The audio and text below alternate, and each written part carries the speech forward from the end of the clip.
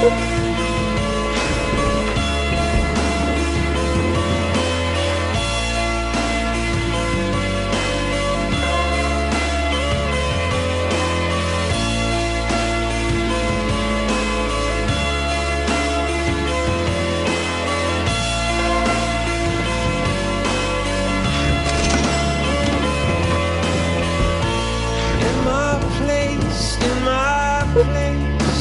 lines that I couldn't change. I was lost, oh yeah. And I was lost, crossed lines I shouldn't have crossed. I was lost, oh yeah.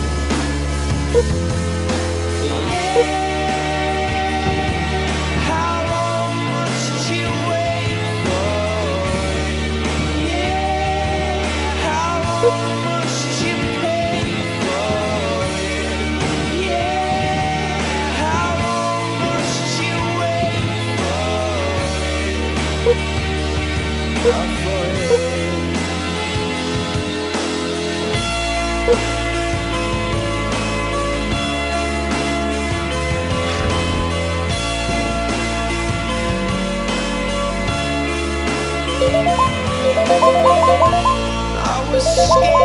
I was scared, tired and underprepared, but I'll wait for it.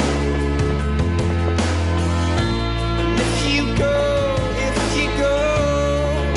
leave me down here on my own, and I'll wait for you.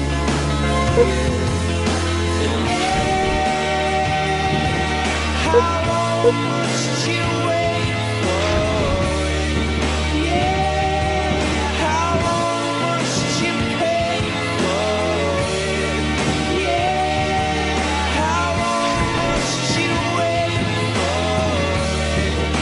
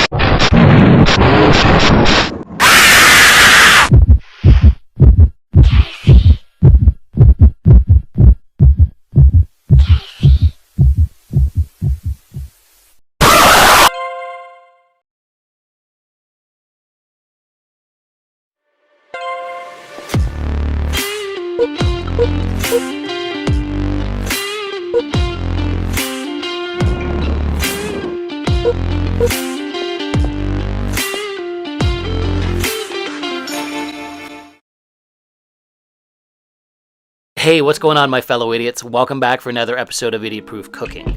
Now, first off, apologies for no video last week. Unfortunately, Rose and JP were sick, and it was just a nightmare in my household last week. They're both doing better now, but it was just way too hectic for me to film and edit a video. But I'm back at it today, and I'm going to show you how to make an awesome chocolate cake. Now, it was around the 1930s that the first cake mix was available for idiots like you and me to buy, and they really made making a cake cake idiot-proof. You just use everything in the cake mix and you throw in a couple of additional ingredients and you bake it like that. However, you know, using a cake mix, it's fine, it'll make a good cake, but you can make a way better cake with just a little bit of effort. And honestly, it's a lot more fun. Like, it's really the spirit of baking to go out and make your own from scratch. So that's what we're going to do today. Let's set this cake mix aside. We're not going to use that. Now, the first thing we need is a large mixing bowl, much like the one I've got here. And then I'm going to get out a sifter and put it on top of the bowl. We're first going to add in 2 cups of all-purpose flour. There we go. And then we're going to add in 3/4 of a cup of cocoa powder. Now, the reason why we're sifting this is because cocoa powder tends to clump up. Like, you'll see little balls of cocoa powder when you pour it out. So just by sifting it with the flour, and you really want to run it through the sifter, like I'm using my whisk here to make sure that it all goes through, you're not going to have any clumpy cocoa powder. Next in is 2 teaspoons of baking powder and then 1.5 teaspoons of baking soda. I'm then going to add in a teaspoon of kosher salt, and I'm going to then just use my trusty old whisk to whisk all of the dry ingredients together. Set that bowl aside for a moment and get yourself out a measuring cup, because we're going to pour in 1 tablespoon of instant espresso powder. I am then going to pour in enough boiling water to make 1 cup of instant espresso, and the reason why we're doing this is because we're going to pour this in with a cake batter, and it's going to greatly enhance the chocolatey flavor. It's not going to make your cake taste like coffee. All it does is enhance the chocolate flavor. So set that aside to cool down and get out another mixing bowl. You're going to use a lot of dishes making this chocolate cake. Now what we're going to do is pour in 2 cups of white granulated sugar, and then we're going to crack in 2 large eggs. So crack both of those in, make sure you don't get any shells in them, and then we're going to use a teaspoon of vanilla paste or vanilla extract, and then all we're going to do is whisk the eggs and the sugar and the vanilla extract all together until it forms a paste much like that. Make sure it's really good and mixed together. Once that's done, we're going to add in a 1/2 cup of avocado oil or vegetable oil. You basically just want a neutral flavored oil. And then to make the cake nice and moist, we're going to pour in a cup of buttermilk, although sour cream would work just as well. Whisk all of that together for a minute, and then you're going to get your dry ingredients back. There we go. And we're going to pour the wet ingredients into the dry ingredients. Pretty straightforward at this point in time. Make sure you use a spatula to scrape out all of your wet ingredients, much like I'm doing. And then the last thing to do is add in our cup of instant espresso. From there, it's really just time to start mixing this together.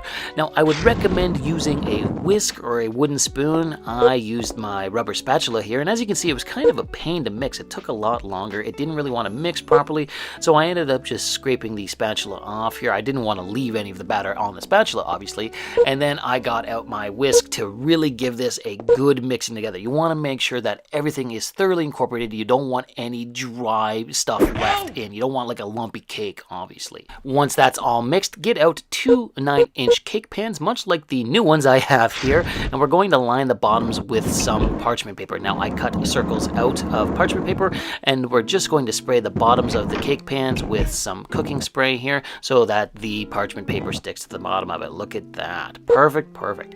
All right, so lay the parchment paper down, and then you also want to spray the walls of the cake pan. But then once that's done, just go get your cake batter and try your best to spread it out between the 2 cake pans evenly. Obviously, that's a little bit tough. It's eyeballing. Oh, look who came to inspect. So anyways, eyeball the cake batter in both. You obviously want to make sure that both are relatively of even size. So what I'm doing is I'm going to use a butter knife here and insert it into the cake batter to see how far down the knife goes, so you can kind of have like a mark of how deep it is. So we got that there. Okay, perfect. So then let's stick it into the other cake pan, and look at that. It's pretty much the exact depth. I eyeballed that. That turned out perfectly. But that's a good way to kind of measure it, to measure the depth of your cake batter. Now what you want to do is preheat your oven to 350 degrees Fahrenheit and bake the cakes for the next 35 to 40 minutes until they come out nice and puffy and risen, looking much like this. There's the first one. Give me a second. Let me go get the second one. There we go.